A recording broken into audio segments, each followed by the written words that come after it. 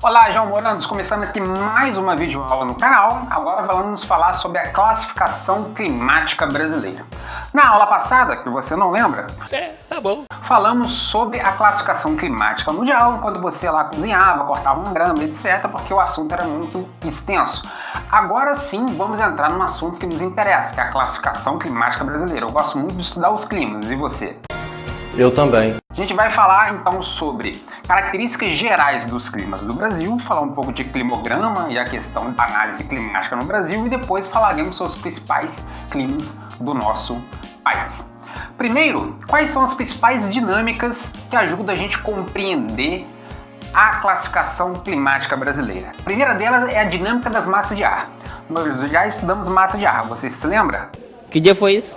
Com isso a gente tem aqui dois mapas do Brasil, para você que não sabe, esse aqui é o mapa do Brasil, tá? Mapa do Brasil, você é mapa do Brasil. Você é retardado por acaso? Durante o inverno, estamos no hemisfério sul, durante o inverno ali, junho, julho, agosto, etc e tal, a gente tem a atuação das massas de ar, né? A MPA, que é a massa de ar polar atlântica, que vem do Polo Sul trazendo frio e umidade, ela se adentra no território brasileiro, se chocando com outras massas de ar, com a massa de ar tropical continental, uma massa de ar quente e seca, a massa de ar tropical atlântica, uma massa de ar quente e úmida, a massa de ar equatorial atlântica, uma massa quente e úmida, e a massa equatorial, uma massa também quente e úmida, devido lá à poluição na floresta amazônica. Durante o verão, a gente não tem a atuação das massas de ar polar atlântica, trazendo umidade e frio, então a gente tem a expansão da massa equatorial continental, a gente tem a massa equatorial atlântica, temos a massa tropical atlântica e a massa tropical continental aí nessa atuação das massas de ar. Para a gente entender o clima no Brasil, temos que entender a atuação das massas de ar no território brasileiro, a questão das precipitações e saber que o Brasil, na sua latitude, está próximo ali da linha do Equador. Vamos agora fazer uma análise de um climograma. Se você estiver fazendo vestibular, Enem, né, vai fazer uma prova, geralmente aparece um tipo de gráfico que nós chamamos de climograma.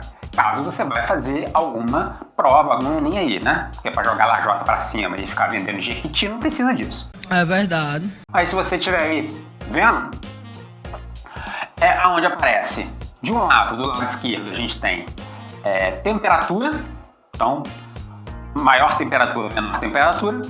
E do lado esquerdo nós temos...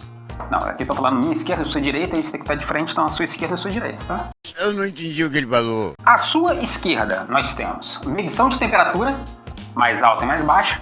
À sua direita nós temos medição do milímetro, quantidade de milímetros que chove naquela região.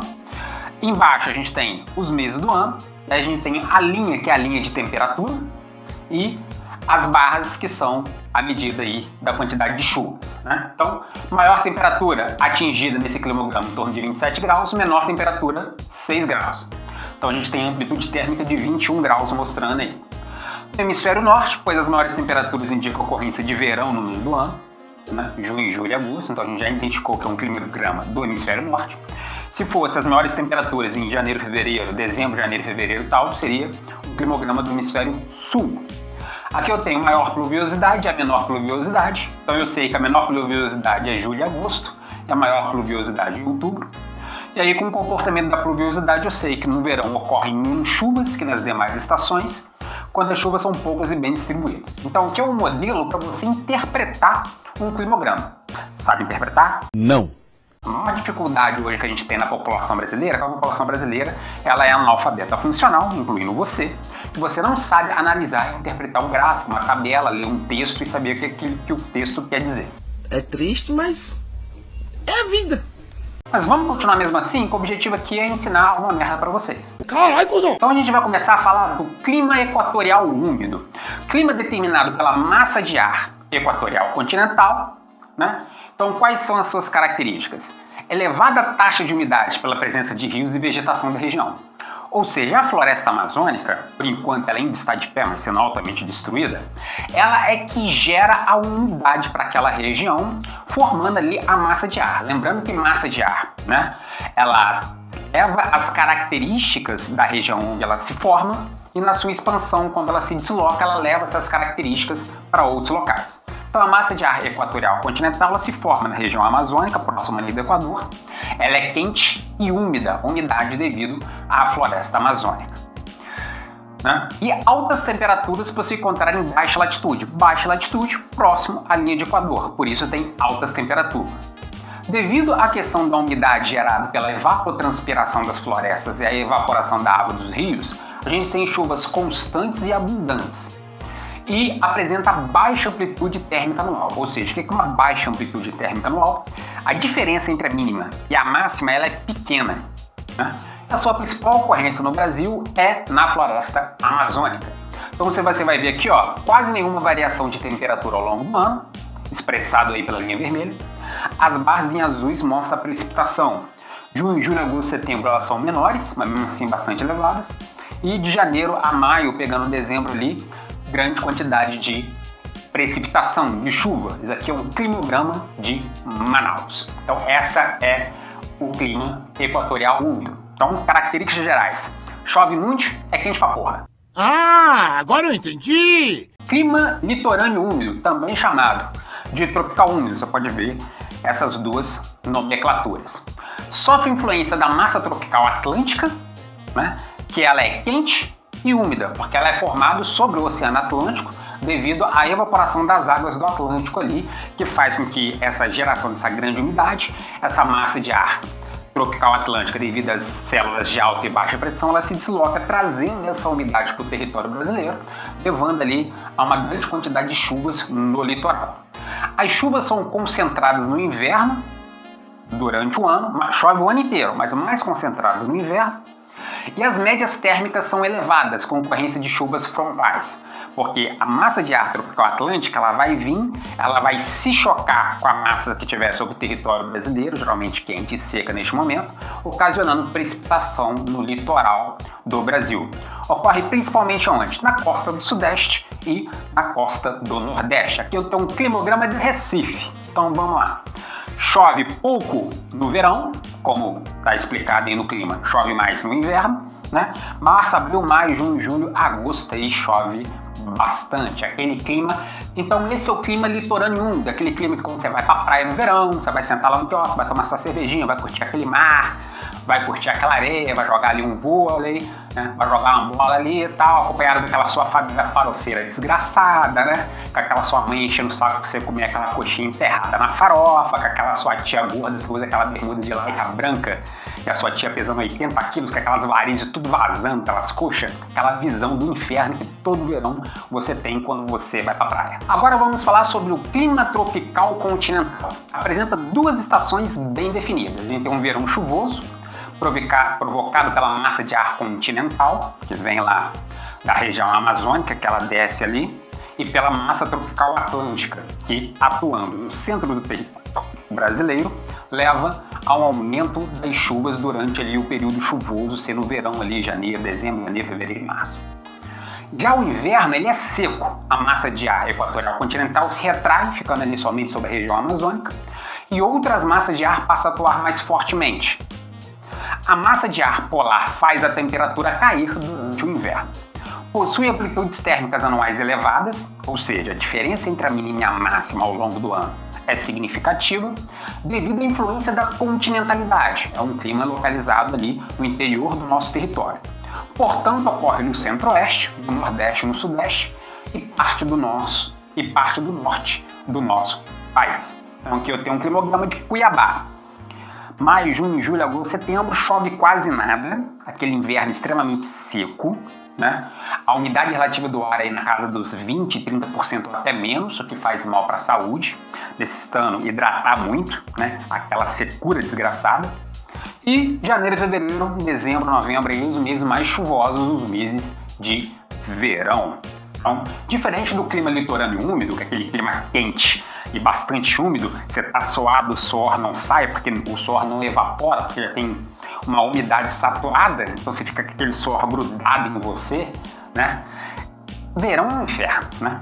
Resumindo, é isso.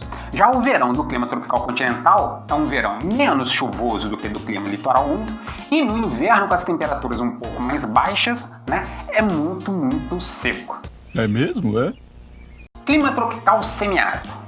Então o que acontece? O clima tropical semiárido ele ocorre no interior do Nordeste. É quando a massa de ar tropical atlântica perdeu a umidade devido às barreiras de relevo que impedem passagens de chuvas que caem no litoral. Então vem a umidade do Oceano Atlântico, quando chega no litoral as barreiras de relevo fazem com que chova bastante no litoral nordestino, clima litorâneo úmido, e aí essas massas de ar perdem essa umidade quando chega no interior do Nordeste. É o clima brasileiro com menor índice pluviométrico anual e com uma má distribuição de chuvas, concentrada em alguns meses do ano. As médias térmicas anuais das temperaturas são elevadas, ocorre no sertão nordestino e no norte de Minas Gerais. Então quando você vai ver aqui, ó, setembro, outubro, novembro, dezembro, extremamente seco, janeiro, fevereiro, março, abril, março, ali chove um pouquinho mais, então assim, índices pluviométricos muito baixos e a média da temperatura aí bastante elevada o ano inteiro, né? Então é lá o semiárido nordestino, o sertão nordestino, o agreste lá com menor incidência de chuvas. O clima tropical de altitude é aquela que sofre influência anual da massa tropical atlântica, que é úmida. No inverno, a massa de ar polar atlântica é responsável pelas baixas temperaturas. Apresenta maior índice pluviométrico, ou seja, chove bastante, com chuvas bem distribuídas ao longo do ano. Verões menos quentes e invernos mais frios. Localiza nas áreas de maior altitude da região sudeste, geralmente acima ali de 600, 700 metros de altitude. Aqui a gente tem um climograma da cidade de Belo Horizonte. A temperatura vem dar uma caída ali no inverno, né?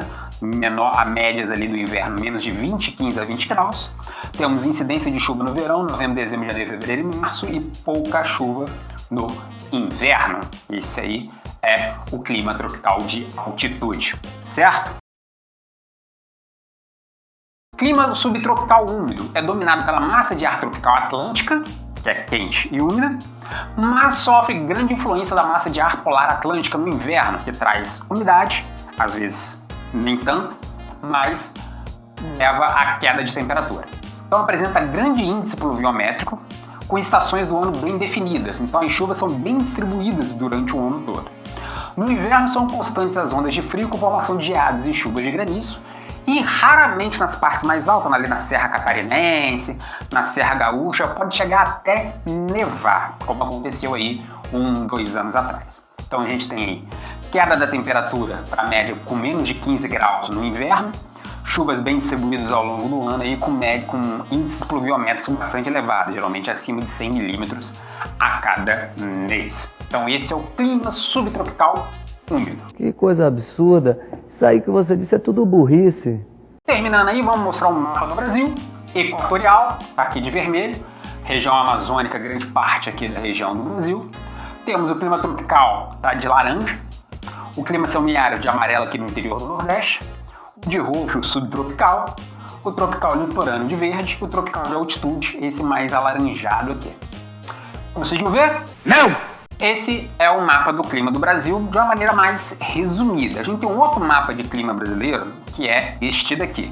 Qual a característica desse mapa? Ele é, enquanto o outro baseado na classificação de Köppen, esse é a classificação de Strahler, ou vice-versa. A gente tem aqui locais mais úmidos e menos úmidos, então ele vai classificar, não estou conseguindo enxergar porra nenhuma, e aí eu não sei o que ele vai fazer aqui.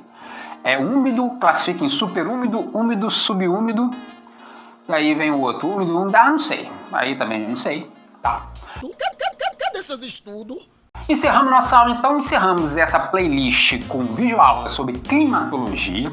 Depois a gente vai ter outras videoaulas que a gente vai fazer aprofundamento em determinados assuntos, incluindo entre eles clima. Se inscreva no canal, dê o seu like lá, que nem um bolinho da joinha aí, tá? Divulguem para os seus colegas, porque quando chegarmos a 1000 inscritos, nós teremos novidades no canal, inclusive com sorteios de brindes e promoções. Até mais!